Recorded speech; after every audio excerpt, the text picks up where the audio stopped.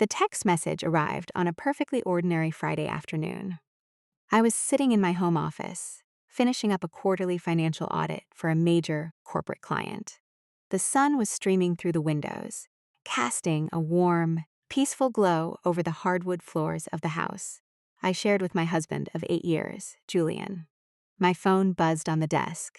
I glanced at the screen.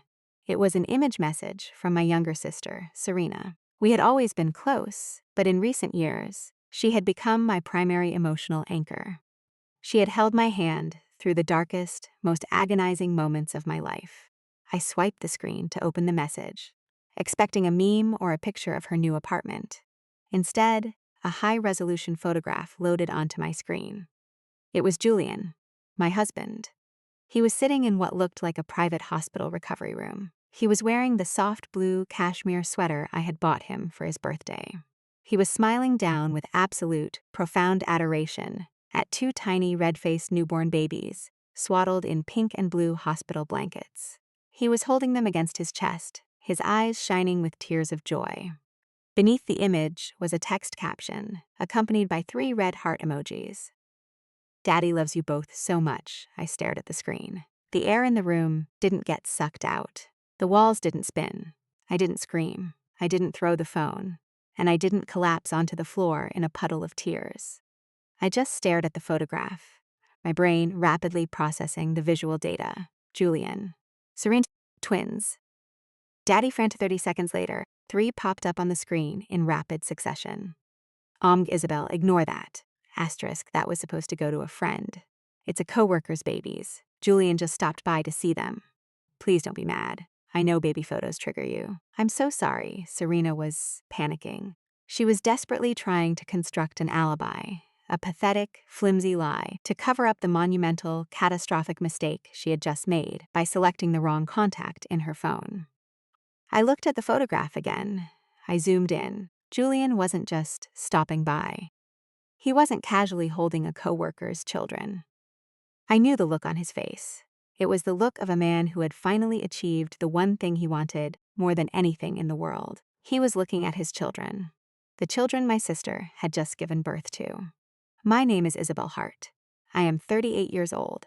For the last 8 years, my entire marriage has been defined by a single, agonizing word: infertility. When Julian and I got married, we wanted a large family. We started trying immediately. When nothing happened after a year, we went to the doctors. When another year passed, we started the invasive, painful treatments. I went through 5 grueling cycles of in vitro fertilization. I injected my stomach with hormones until I was covered in dark purple bruises. I suffered through the profound, crushing depression of negative pregnancy tests. I endured 2 devastating, traumatic miscarriages that nearly broke my spirit completely. Through it all, Julian played the role of the perfect, supportive husband. He held my hand in the waiting rooms. He wiped away my tears when the doctors delivered bad news. He constantly told me that our marriage was enough, that we didn't need children to be happy. And my sister, Serena, was right there with him. She would come over to our house, bring me soup, and sit on the edge of my bed, stroking my hair as I wept, telling me how incredibly strong I was. For 8 years, I carried a massive, suffocating mountain of guilt. I blamed my body. I felt like a broken, defective woman who was depriving the man she loved of his dream of becoming a father. I apologized to him constantly in the dark, begging him not to leave me because I couldn't give him a family. And now, looking at the glowing screen of my phone, I realized that while I was crying in the dark, apologizing for my broken body, my husband and my sister were building a secret family together behind my back. I didn't reply to Serena's frantic texts. I didn't call Julian, who was supposedly on a corporate retreat in Chicago for the weekend. I am a forensic accountant. I specialize in tearing apart complex corporate fraud, dismantling shell companies, and finding the hidden truth buried deep within millions of lines of financial data. I am trained to remove emotion from the equation and focus entirely on the evidence. I put my phone face down on the desk. I opened a massive, encrypted external hard drive, and I went to work. If Julian had been conducting an affair with my sister long enough to conceive and deliver twins, He was leaving a massive financial and digital footprint. People think they are clever when they cheat. They think using cash or burner phones protects them. But they always, inevitably, leave a trail. I bypassed the dual authentication on Julian's personal and corporate credit cards. I didn't look at the obvious purchases. I looked at the metadata. I looked at the location tags, the timestamps, and the vendor holding companies. It took me less than 3 hours to map out the entire betrayal. I found the recurring charges for a boutique hotel located 30 miles outside the city. The charges occurred consistently every Thursday and Friday. I cross-referenced those exact dates with my own personal calendar. The dates aligned perfectly. They weren't random. Julian was booking the hotel on the exact weeks when I was undergoing my most intense IVF extraction procedures. While I was lying in a hospital bed, heavily medicated, bleeding, and emotionally destroyed, Julian had told me he needed to stay late at the office to clear his head because the stress was too much. He wasn't at the office. He was at a boutique hotel with my younger sister. The betrayal was so profound, so deeply calculated and cruel, that it transcended anger. It became purely clinical. I dug deeper. I accessed our shared home network router and pulled the backup cloud data from Julian's phone. He was smart enough to delete the photos from his camera roll. But he wasn't smart enough to disable the automatic background syncing to the hidden cloud drive. I downloaded hundreds of photographs. There were pictures of Julian and Serena taking weekend trips to wine country. Pictures of them kissing in the reflection of a hotel mirror. Pictures of Serena's growing baby bump over the last 9 months, with Julian's hands resting protectively over her stomach. The metadata on the earliest photograph dated back almost 3 full years. For 3 years, my sister had been sleeping with my husband. For 3 years, they had watched me destroy my body with hormones, watched me grieve my miscarriages, watched me spiral into deep, self-hating depression. And they had comforted me, looking me directly in the eyes, while actively building a life together in the shadows. I compiled every single credit card statement, every hotel receipt, every geotagged photograph, and Serena's text message into a heavily encrypted digital dossier. I didn't pack a bag. I didn't Julian's clothes onto the front lawn. I picked up my phone and called Adrian Price. Adrian was one of the most ruthless, highly respected divorce attorneys in the state. I had worked with him on several high-net-worth corporate asset division cases. He knew me, and he knew exactly how capable I was. "Isabel," Adrian answered on the second ring, sounding surprised to hear from me on a Friday evening. "How are you?" "I need to retain your services for a personal matter, Adrian," I said, my voice completely flat and devoid of emotion. "I am filing for a contested divorce against Julian Mercer. I have compiled a comprehensive digital dossier proving a 3-year, sustained affair resulting in the birth of twin children out of wedlock." There was a brief pause on the line as Adrian absorbed the magnitude of what I had just said. "Are you safe?" Adrian asked immediately, his professional tone kicking in. "I am perfectly safe," I replied. "He thinks he is currently hiding this from me. I want to draft the absolute most aggressive asset division filing possible. I want his shares in Mercer Freight Group severely impacted by the dissipation of marital assets used to fund his affair. I want to blindside him legally before he even knows I've seen the photograph. Send me the dossier," Adrian instructed, his voice hardening into the legal shark I needed. "I will have the preliminary injunctions and the formal divorce petition filed with the court by Monday morning. Do not confront him, Isabel. Let him walk directly into the trap." "I have no intention of speaking to him," I said, and hung up the phone. I spent the rest of the weekend methodically preparing my exit. I packed my most valuable personal belongings, secured my financial documents, and transferred my personal capital into newly established, sole proprietor accounts that Julian couldn't access.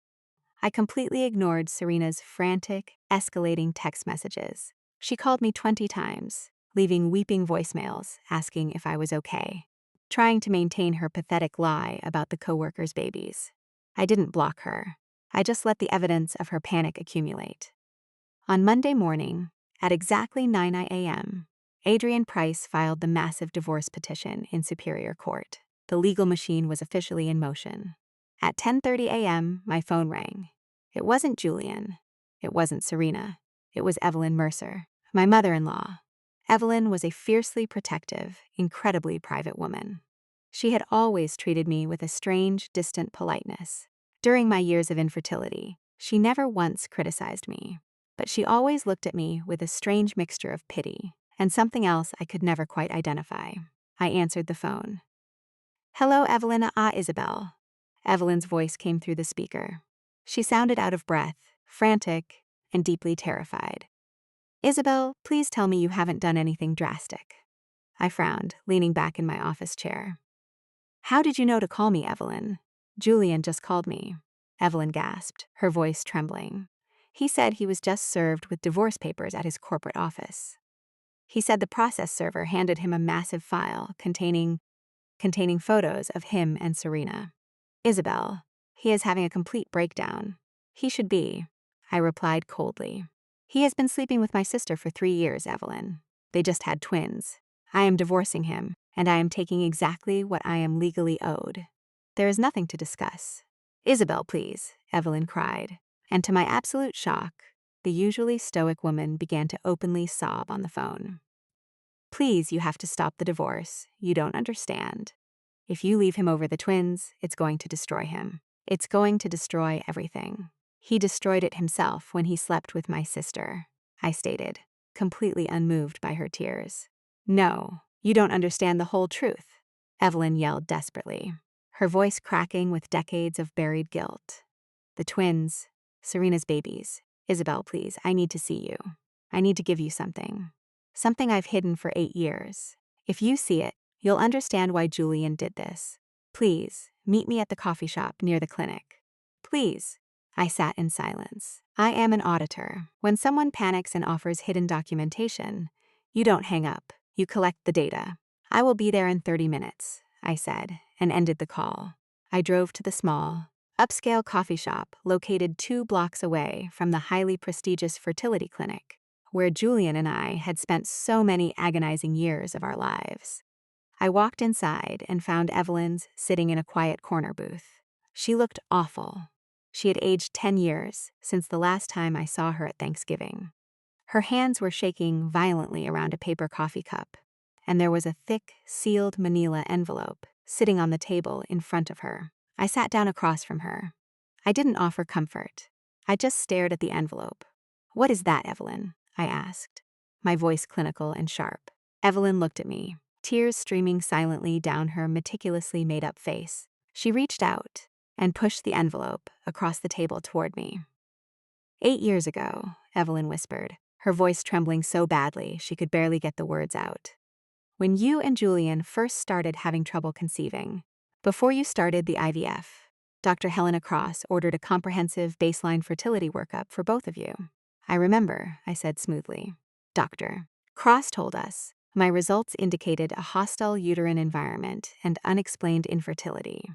She said Julian's results were well within normal parameters. That's why we spent 6 years doing painful, invasive procedures on my body." Evelyn squeezed her eyes shut, a fresh wave of tears spilling down her cheeks.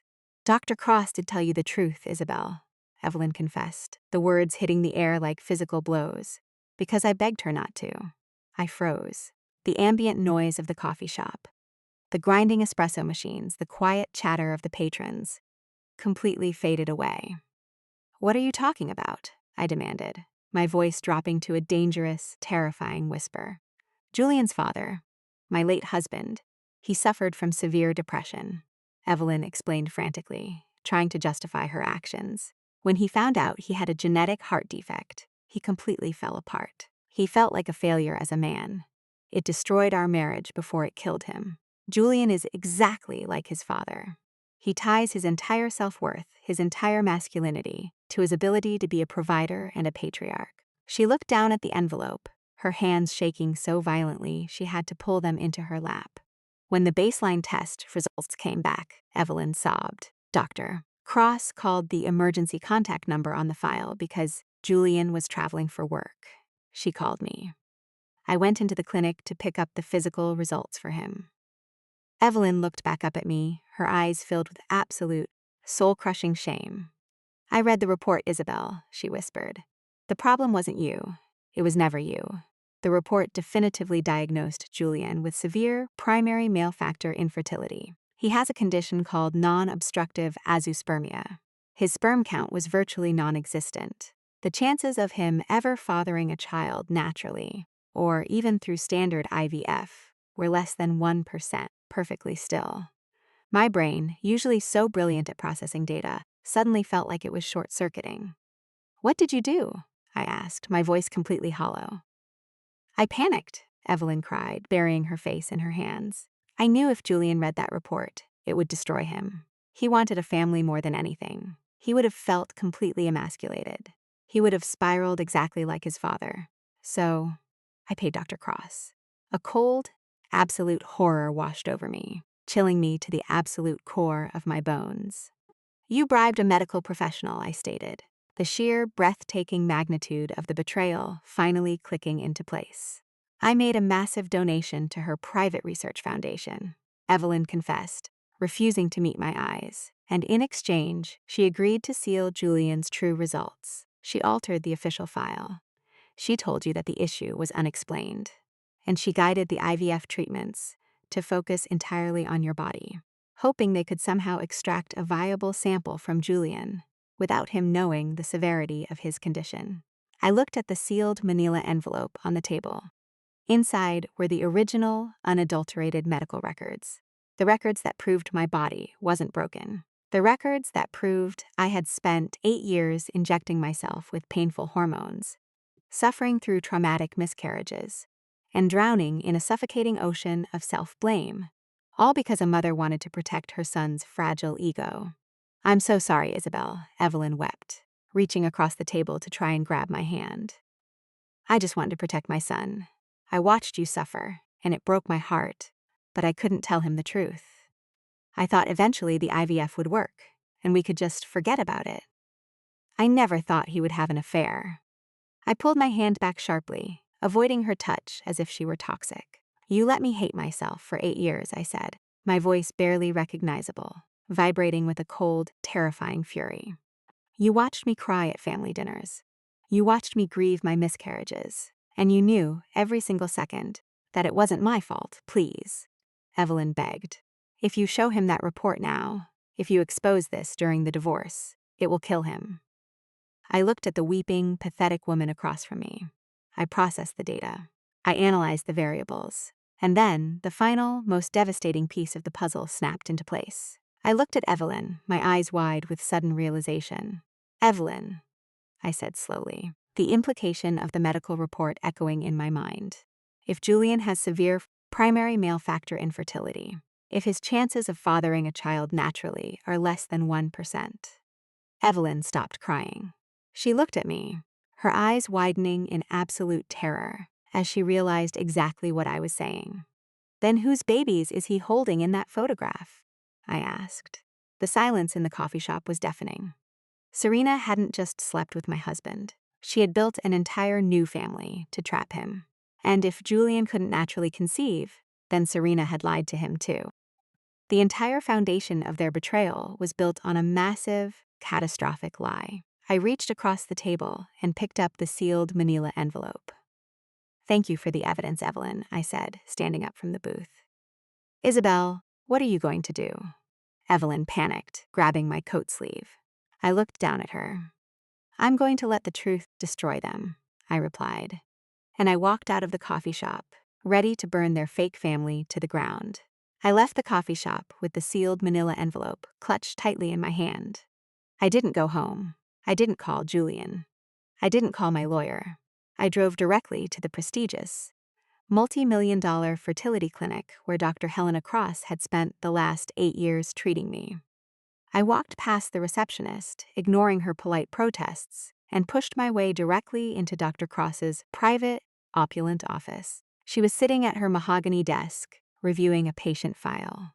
When she saw me, her professional smile completely vanished, replaced by a flash of genuine panic. "Isabel," Dr. Cross said, standing up quickly. "You don't have an appointment. What are you doing here?" I didn't say a word.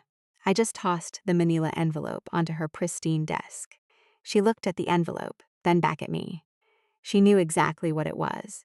"Evelyn Mercer gave me the original baseline fertility report," I stated, my voice echoing like cold steel in the quiet office. "The one you actively concealed for 8 years. The one proving that Julian suffers from severe, primary male factor infertility, and that my reproductive system is completely healthy." Dr. Cross sank back into her expensive leather chair, her face turning a sickly shade of gray. "Isabel, please," Dr. Cross whispered, looking desperately around the room as if someone might be listening. "You have to understand the context." Evelyn was terrified for her son's mental health. She made a massive donation to the clinic's research wing. It wasn't a bribe, it was an anonymous contribution to advance fertility science. "You violated every single ethical oath you took as a medical professional," I said, leaning over her desk, my presence dominating the space. "You allowed me to inject my body with thousands of dollars worth of dangerous, painful hormones. You allowed me to undergo unnecessary, invasive surgical extractions. You watched me grieve multiple miscarriages. And you let me believe it was entirely my fault. All because a wealthy woman wrote a check to your foundation. I was trying to help you conceive." Dr. Cross argued weakly. "We thought if we maximized your viable egg count, we might be able to achieve fertilization with the few viable samples Julian produced." "You lied," I cut her off. "And now I am going to destroy this clinic." Dr. Cross paled. "Isabel, if you go to the medical board with this—" "I am a forensic accountant, Dr. Cross," I interrupted, my eyes locking onto hers with terrifying intensity. "I don't just go to the medical board. I go to the IRS. I go to the federal prosecutors. I will audit every single financial record, every anonymous donation, and every patient file in this building. I will find every other lie you've ever told, and I will ensure you spend the rest of your life in a federal penitentiary for medical fraud."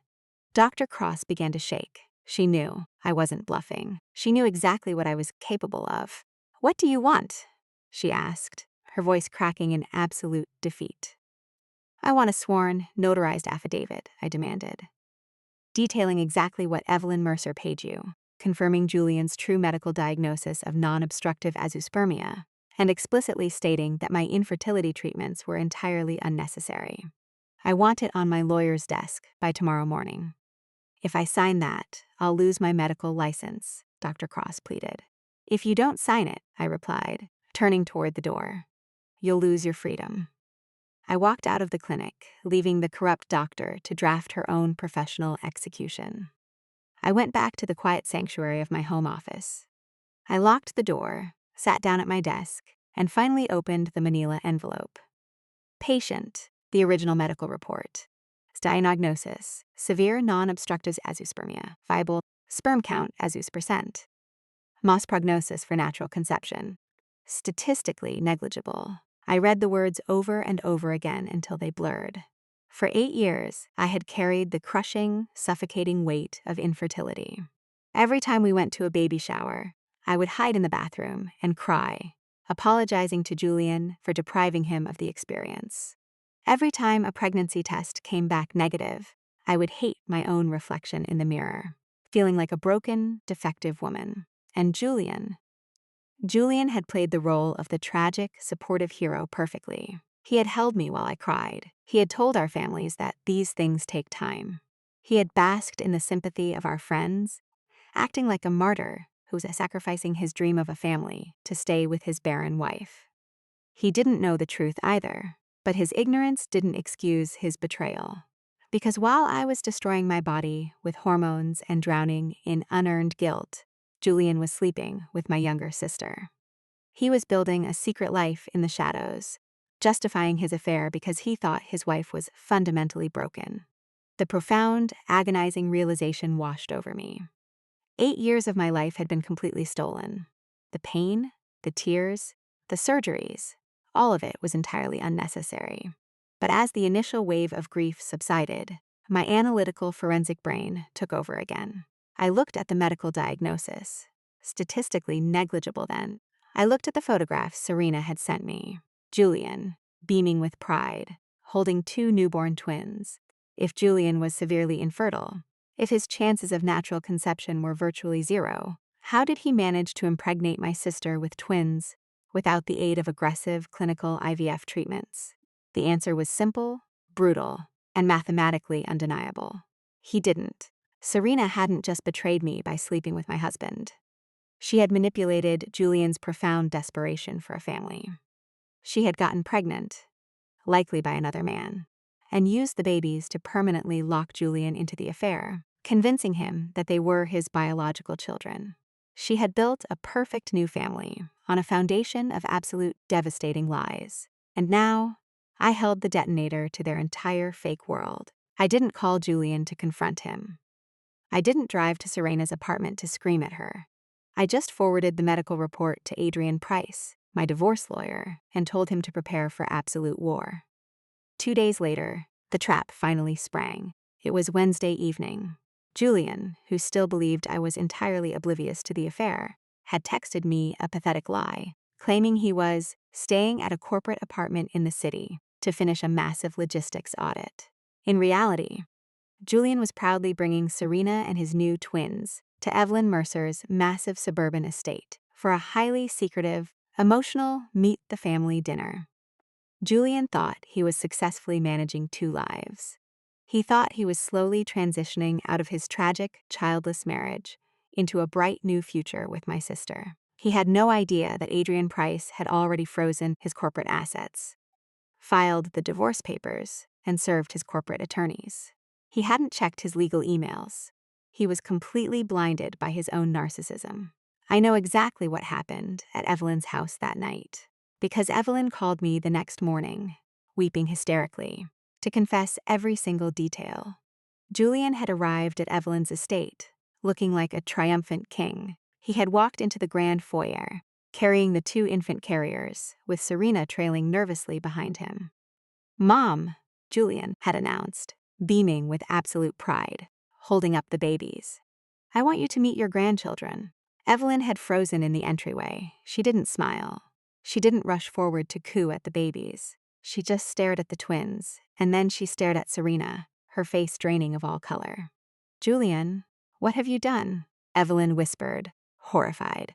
"I know it's a shock, Mom," Julian had said, misinterpreting her terror for surprise. "I know this isn't how we planned it. But Isabel and we can't have a family. Her body just can't do it.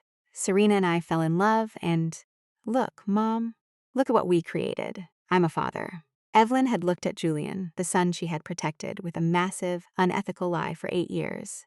She looked at his desperate, joyful face. And then she looked back at Serena, who was smiling weakly, playing the role of the devoted new mother. Evelyn couldn't hold it in anymore. The guilt, the terror, and the absolute mathematical impossibility of the situation finally broke her. "Julian," Evelyn gasped, backing away from the babies as if they were toxic. "Those aren't your children." The grand foyer went completely silent. Julian frowned, confused. "Mom, what are you talking about? Of course they're mine." "Serena and I have been together for 3 years." Serena's face had paled. "Evelyn, please, don't ruin this. We wanted you to meet them." "No," Evelyn yelled, the panic finally overriding her maternal instinct to protect her son. "Julian, you don't understand. She's lying to you. She has to be lying to you." "Mom, stop it," Julian snapped, stepping protectively in front of Serena. "You're acting crazy." "Why would you say something like that?" Evelyn had looked at her son, realizing the absolute catastrophic destruction her 8-year lie had caused. "Because you're sterile, Julian," Evelyn sobbed, the truth finally tearing out of her throat. Julian froze. He stared at his mother, completely failing to comprehend the words she had just spoken. "What? 8 years ago, when you and Isabel took the baseline fertility tests." "Dr. Cross called me," Evelyn confessed, weeping openly in the foyer. "Your results came back. You have severe, non-obstructive azoospermia. You have virtually no viable sperm. Your chances of ever fathering a child naturally are less than 1%. Julian stumbled backward, almost dropping the baby carriers. He looked like he had been shot in the chest. "That's a lie. Dr. Cross told us it was Isabel. She said Isabel's uterus was hostile. We did 5 rounds of IVF for Isabel. I paid her." Evelyn cried, collapsing onto a bench in the entryway. I paid Dr. Cross to lie to you. I knew how badly you wanted a family, Julian. I knew how depressed your father got when he felt inadequate. I couldn't bear to watch you go through that. So I paid the clinic to hide your results and focus treatments on Isabel. I let her take the blame. I'm so sorry, Julian. I'm so sorry. Julian stood in the center of the foyer, his entire reality violently shattering into a million pieces.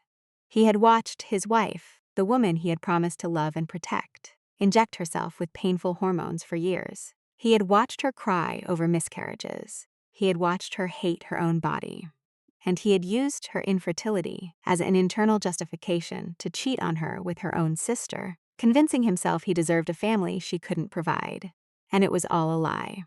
Isabel was perfectly healthy. He was the broken one. Slowly, terrifyingly, Julian turned to look at Serena. Serena was shaking. She had backed up against the heavy oak front door, her eyes wide with absolute primal panic. She had thought she was so clever. She had thought she had permanently secured a wealthy, successful husband by giving him the one thing his wife couldn't. But she didn't know about the medical report.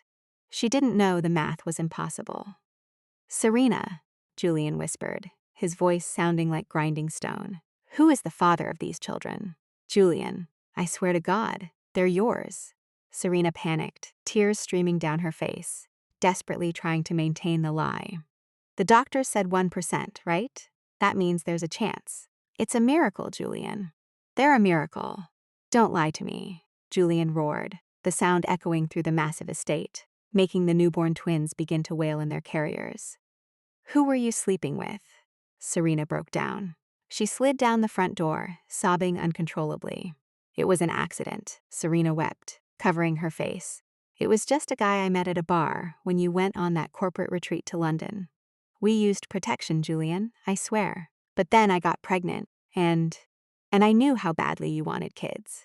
I knew Isabel couldn't give them to you. I thought we could just be a family. I didn't know you were sterile. I didn't know. Julian stared at her, absolute disgust and horror washing over his face. He had destroyed his 8-year marriage to a brilliant, loyal woman. He had betrayed his own vows. He had alienated himself from his entire life, all to build a new family with a woman who had manipulated his deepest insecurities and lied about the paternity of her children. He had traded gold for absolute garbage, and he had done it all based on a lie his own mother had told him. Julian didn't say another word. He turned around, walked out the front door, and drove away, leaving Serena sobbing on the floor with 2 screaming babies that didn't belong to him. An hour later, the doorbell to my house rang. I knew it was him. I had been sitting in my home office, reviewing the final drafts of the divorce injunctions Adrian Price had sent over. I calmly walked downstairs and opened the heavy front door. Julian was standing on the porch. He looked completely destroyed. His eyes were bloodshot, his clothes were rumpled, and he looked like a man who had just watched his entire world burn to the ground. He looked at me, his eyes filled with a desperate, agonizing sorrow. Isabel, Julian whispered, his voice cracking. My mother, she told me.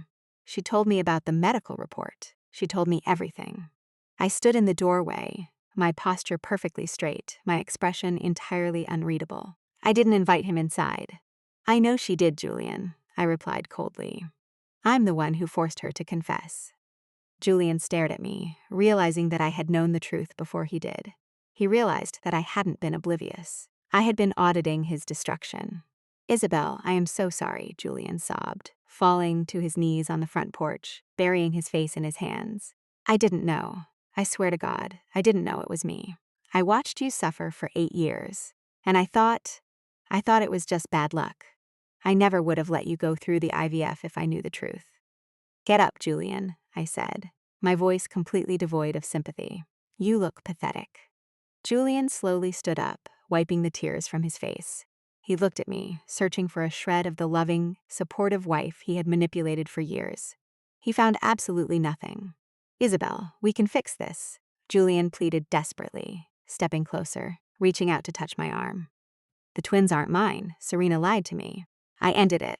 I walked away. It was a terrible, horrible mistake, but it's over now. We know the truth about the infertility. We can adopt. We can start over. Please don't throw away 8 years. I pulled my arm back sharply, looking at him with absolute clinical disgust. You think the medical report is the problem here, Julian? I asked, my voice dangerously soft. You think because your mother lied to you, it somehow excuses your choices. Julian hesitated, confused. But if I had known I was sterile, I never would have looked for a family outside our marriage. The lie caused the affair. No, Julian, I corrected him, brutally dismantling his final, pathetic excuse. The lie caused my unnecessary medical treatments. The lie caused my 8 years of self-hatred. But the affair? Sleeping with my younger sister for 3 years while I was recovering from traumatic miscarriages. That wasn't a medical side effect. That was a choice. You chose to betray me. You chose to be a coward. You just used the infertility as a convenient excuse to justify your own lack of moral character. Julian stared at me, the reality of my words crushing the last ounce of hope out of his chest. He couldn't blame his mother for his affair. He couldn't blame Serena for manipulating him. He was the architect of his own destruction. I received confirmation from Adrian Price an hour ago, I informed him, stepping back and preparing to close the door. Your corporate assets have been officially frozen by court order due to the dissipation of marital funds used to finance your 3-year affair. The divorce is moving forward, and I am taking exactly what I am legally owed. You will only communicate with me through my legal counsel. Isabel, please. Julian cried, grabbing the edge of the door. You can't do this. I have nothing left. I lost the babies. I lost Serena. And now I'm losing you. I have nothing. I looked at the man who had let me hate myself for 8 years. You built a family on a lie, Julian, I said coldly. And now you get to live in the ruins. I closed the heavy oak door in his face, locking the deadbolt, completely severing him from my life. The heavy oak door clicked shut, the deadbolt sliding into place with a solid, satisfying thud. I stood in the quiet, perfectly ordered entryway of my house, leaning my forehead against the cool wood of the door. Outside, I could clearly hear Julian sobbing on the front porch. He was begging me to open the door, begging for a second chance, swearing profusely that he had been manipulated by his mother's lie and my sister's deception. I didn't open the door. I didn't cry. I didn't feel a single ounce of pity for him. For the first time in 8 agonizing years, I closed my eyes and took a deep, full, unburdened breath. The crushing, suffocating weight of infertility.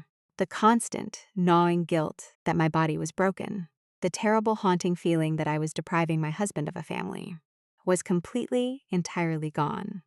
It evaporated into the air, replaced by a profound, razor-sharp clarity. I wasn't broken. I had never been broken. I walked upstairs to my home office, sat down at my desk, and opened my laptop. The legal machine was already moving at full speed against Julian. But there was one more piece of critical collateral damage I needed to handle: Serena. My younger sister, realizing that her perfect new family with my wealthy husband was rapidly disintegrating after the disastrous meeting at Evelyn's house, had immediately gone on the offensive.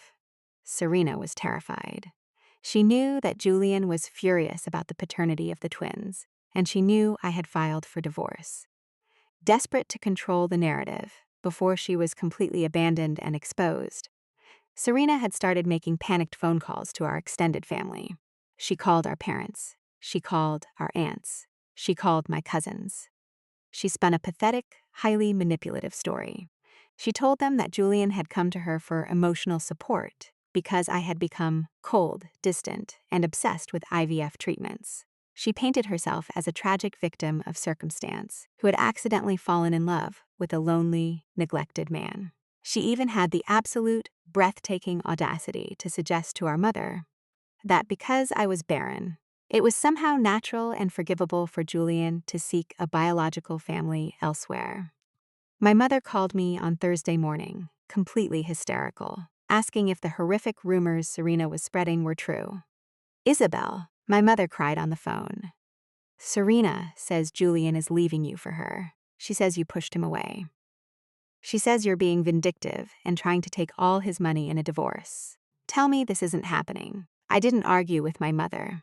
I didn't engage in an emotional screaming match to defend my honor. I didn't try to explain the nuances of the betrayal over the phone.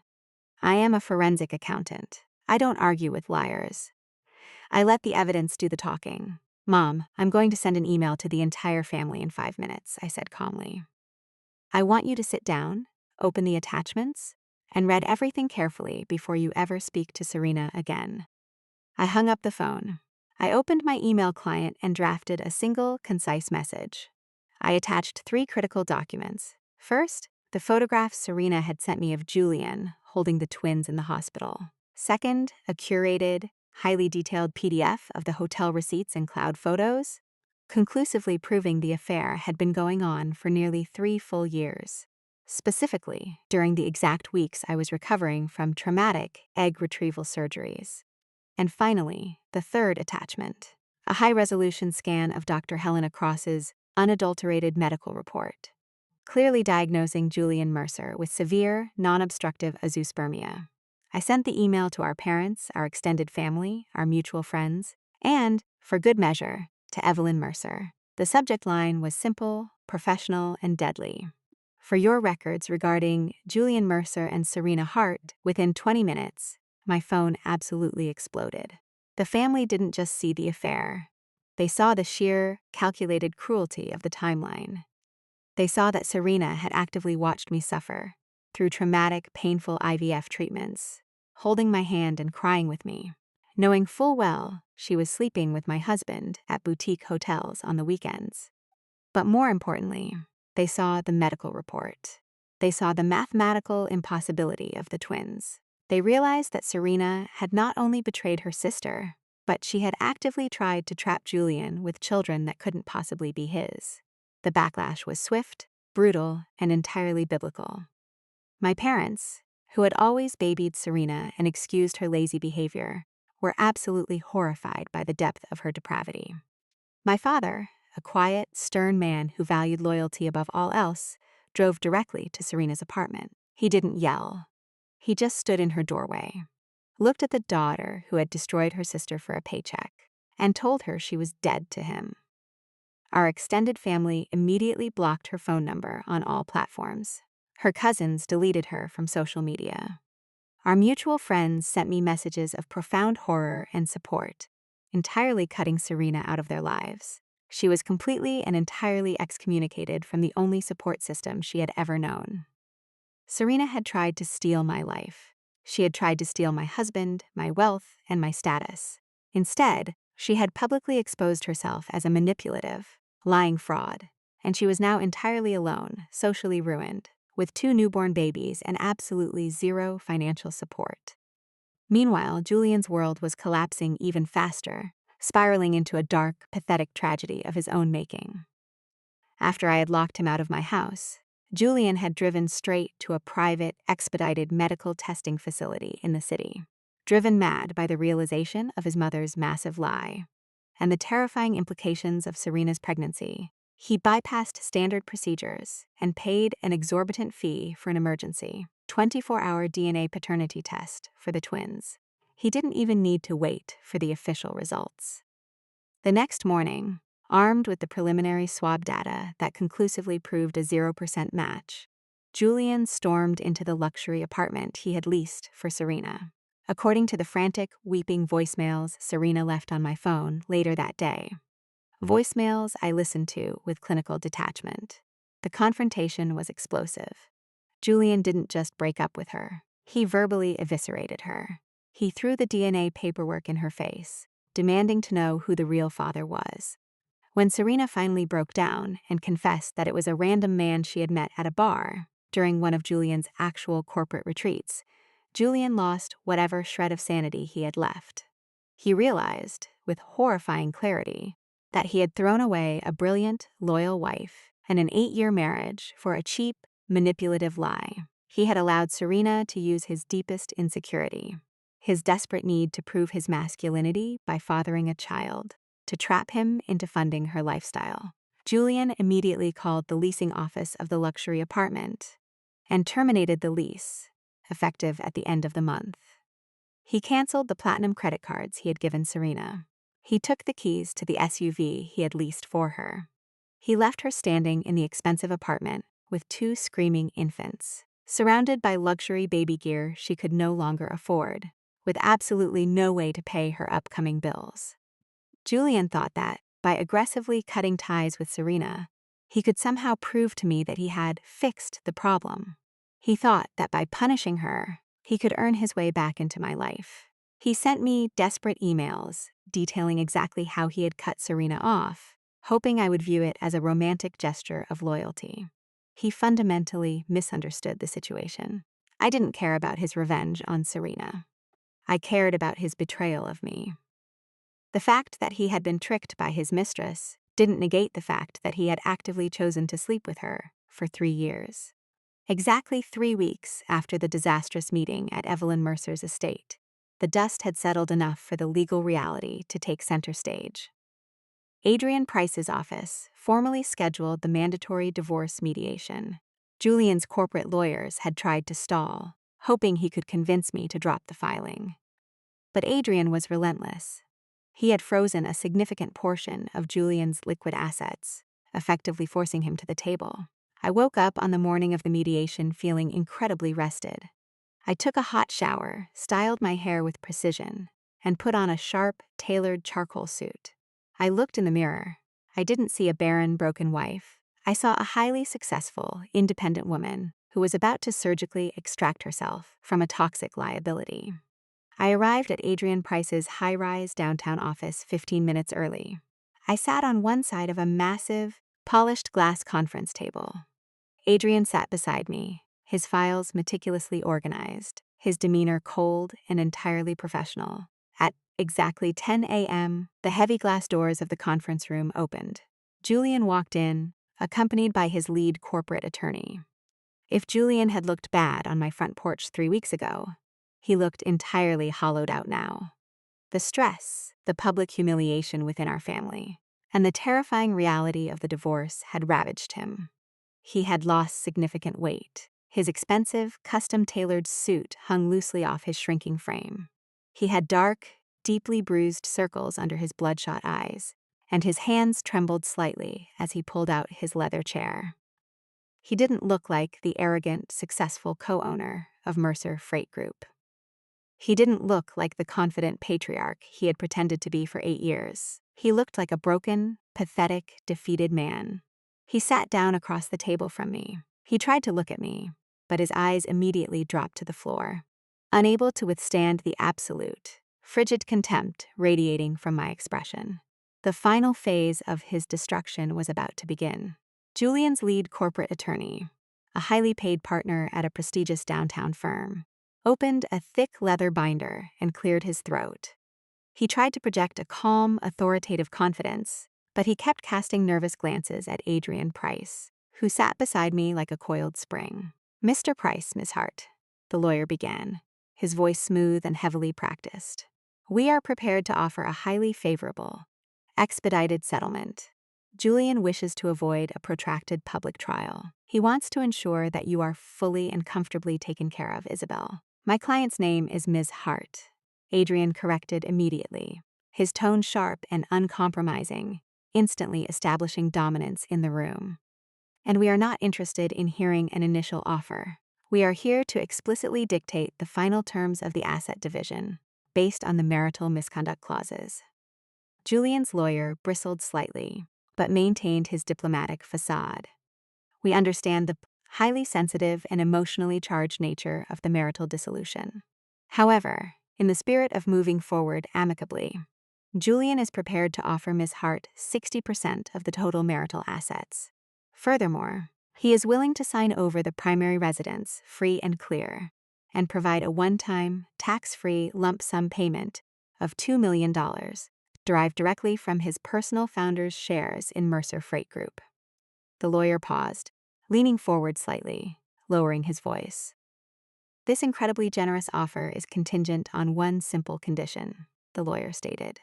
"Mrs. Hart must sign an ironclad, permanent non-disclosure agreement regarding the medical records, the paternity of the twins, and the specific nature of the affair." Julian finally looked up at me. His eyes were wide, desperate, and pleading. Isabel, please, Julian begged, his voice cracking with genuine terror. Take the house. Take the money. I don't care about the assets anymore. I cannot have this in the public record. If the board of directors at Mercer Freight finds out about the affair with your sister, if they find out about the paternity issue and the medical lie, it will completely destroy my standing in the company. They will force me out. I'll lose everything. I'm begging you. Just take the money and let me keep my career. I sat perfectly still, listening to him beg. He wasn't sorry for destroying our marriage. He wasn't sorry for the 8 years of agony he had watched me endure. He was terrified of the social and professional consequences of his actions. He was trying to buy my silence. He was trying to use his massive wealth to sweep his catastrophic moral failure under the rug so he could maintain his pristine, successful image in the corporate world. I looked at him, feeling absolutely nothing but clinical, forensic detachment. I don't want your money, Julian, I said smoothly, leaning forward, resting my hands flat on the cool glass table. I am a highly successful forensic accountant. I built my firm from the ground up. I make my own money. I don't need your pathetic $2 million to secure my financial future. Julian frowned, completely confused. His entire worldview was built on the premise that money solved every problem. Then what do you want? Name your price, Isabel. I'll give you whatever you want. 3 million? 4? I want exactly 50% of the marital assets. I stated clearly, my voice ringing out in the quiet conference room, watching the confusion deepen on his face. I want the house sold immediately, the equity split exactly down the middle, and our joint investment accounts divided precisely as the state law dictates. Nothing more, nothing less. Julian's lawyer looked at Adrian, completely bewildered, almost thinking it was a trick. In high-net-worth divorces involving egregious, devastating infidelity, the wronged spouse almost always tried to bleed the cheater dry, demanding maximum alimony and punitive asset divisions.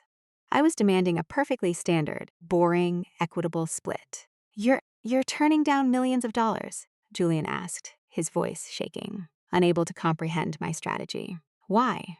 Because if I take your extra money, Julian, it implies that you can buy your way out of the guilt, I explained, my voice cold, precise, and entirely devoid of mercy. It implies that $2 million somehow makes up for 8 years of watching me hate myself. It implies that a check can erase the traumatic miscarriages, the thousands of hormone injections, and the profound, suffocating depression you allowed me to drown in. I paused, letting the silence hang heavily in the room, watching Julian shrink into his chair. I won't let you buy your absolution, I continued, staring directly into his hollow, bloodshot eyes.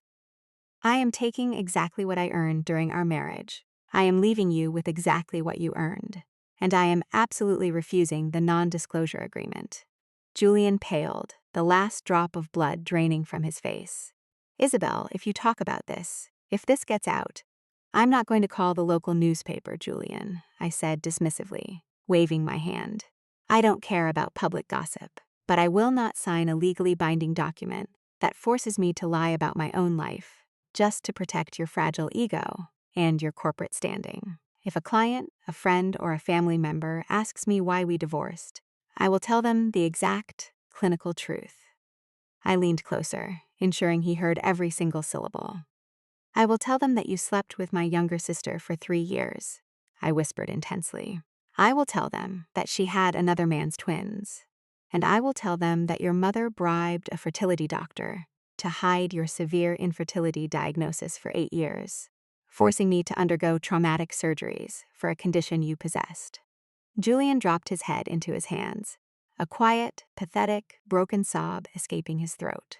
Julian, please, his lawyer warned gently, placing a hand on his client's arm, desperately trying to maintain professionalism in the face of absolute destruction. Sign the standard division agreement, I told his lawyer, pushing the massive stack of paperwork across the glass table. If you try to fight me on the NDA, if you try to drag this into a courtroom to protect his image, I will immediately subpoena the fertility clinic. I will subpoena Dr. Helena Cross. I will subpoena Evelyn Mercer to testify under oath about the bribe. the entire city will know that the co-owner of Mercer Freight Group built a fake family because his mommy bought a doctor. Julian didn't argue. He didn't try to negotiate. The fight had been completely beaten out of him by the sheer, undeniable weight of his own actions. With shaking, trembling hands, Julian picked up the expensive fountain pen his lawyer handed him. He didn't read the clauses. He didn't check the math. He just flipped to the back of the massive settlement document and signed his name on the dotted line, his signature jagged and weak. Just like that, our 8-year marriage was legally, financially, and permanently severed. I stood up from the table, buttoning my charcoal suit jacket. I picked up my briefcase, feeling a massive, invisible chain finally snap and fall away from my chest.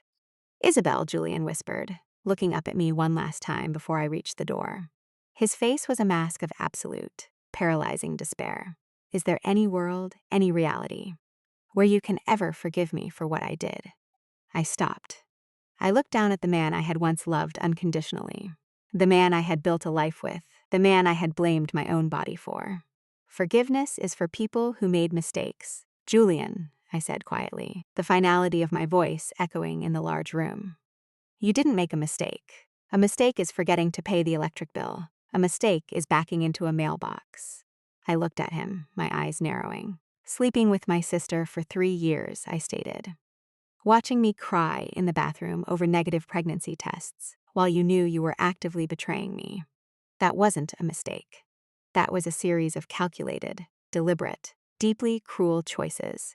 I reached out and grabbed the polished handle of the heavy glass door.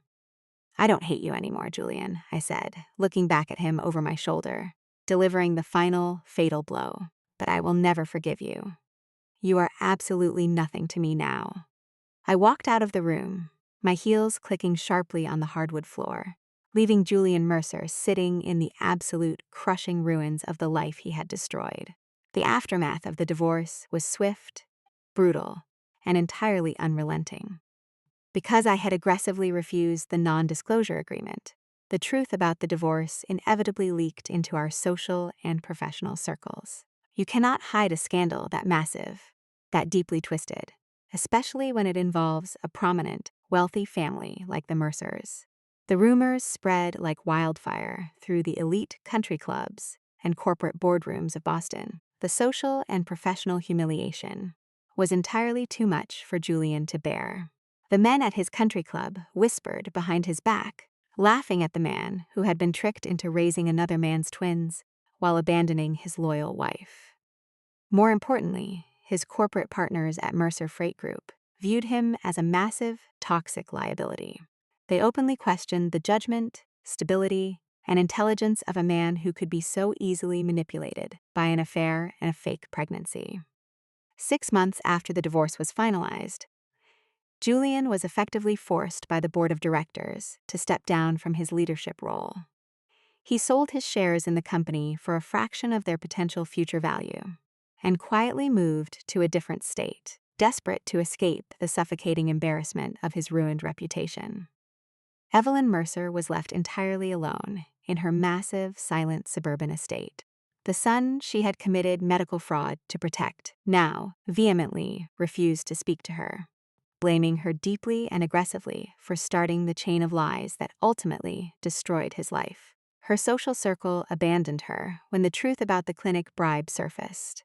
She lived in isolation, surrounded by expensive furniture and crushing guilt. And Serena was completely, utterly abandoned. Julian had immediately cut off the lease on her luxury apartment and stopped paying her premium credit card bills.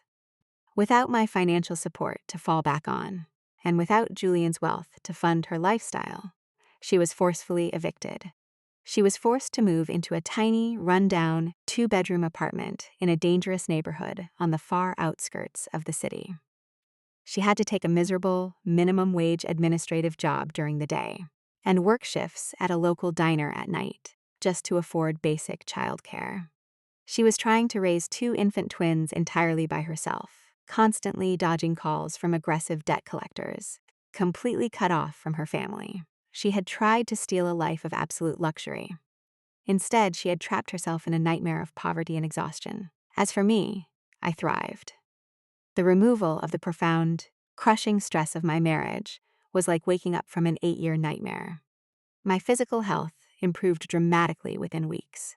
Without the toxic, unnecessary hormone injections, the constant surgeries, and the gnawing, suffocating depression, I felt stronger, sharper, and more alive than I had in a decade. My consulting firm expanded rapidly. I took on larger corporate clients, negotiated massive forensic audits, and used my half of the marital equity to buy a stunning, modern penthouse apartment with a panoramic view of the Boston skyline. I filled it with light, art, and peace. But my most important accomplishment didn't happen in a corporate boardroom or during a high-stakes financial negotiation. Exactly 1 year after the divorce was finalized, I stood in front of a small, attentive crowd of medical professionals, journalists, and patient advocates in the grand ballroom of a downtown hotel. I approached the wooden podium, adjusting the microphone, feeling the warm glow of the stage lights on my face. "Thank you all for coming today," I said, my voice projecting clearly and confidently across the quiet room. "My name is Isabel Hart. For 8 long years, I blamed myself for my inability to conceive a child. I endured dangerous medical treatments, severe depression, and profound marital trauma, all because a medical professional allowed a wealthy third party to hide a definitive diagnosis of severe male factor infertility." I paused, looking out at the crowd, feeling the absolute, undeniable power of the truth. "No woman should ever have to carry the burden of a lie," I continued, my voice ringing with passion. "No patient should ever have their medical truth concealed to protect someone else's fragile ego." I smiled, a genuine, warm, healing expression. "That is why I am incredibly proud to announce the official launch of the Clear Path Fertility Foundation," I declared, gesturing to the logo projected on the screen behind me. Funded entirely by my personal capital, this foundation will provide free, independent legal counsel and mandatory dual verification medical audits for couples undergoing fertility treatments. We will ensure that both partners receive their unadulterated medical records independently, preventing any clinic from concealing diagnoses or accepting financial bribes to alter patient files. We will ensure that the truth is always paramount. The crowd erupted into genuine, enthusiastic applause. I looked down at the polished wood of the podium. I thought about the terrified, deeply depressed woman I used to be, sitting in Dr. Cross's sterile waiting room, crying silently and apologizing to a husband who was actively betraying me. I had lost an 8-year marriage. I had lost my sister. I had lost the illusion of the perfect life I thought I was building. But in return, I had gained the one thing that actually mattered: the truth. And the truth had set me free. I stepped away from the podium, listening to the applause, feeling lighter than air. I was Isabel Hart. I was whole. I was healthy. And I was completely, absolutely free. So, tell me honestly in the comments below. If your husband spent 3 years sleeping with your younger sister while watching you suffer through agonizing infertility treatments, and then you discovered his mother had hidden the fact that he was the infertile one all along, would you scream, cry, and try to ruin his life in a messy, emotional court battle? Or would you quietly gather the evidence, hand him back his own terrible lies, and walk away with your dignity, leaving him to realize that his perfect new family was nothing but a biological impossibility? Let me know. I read every single one.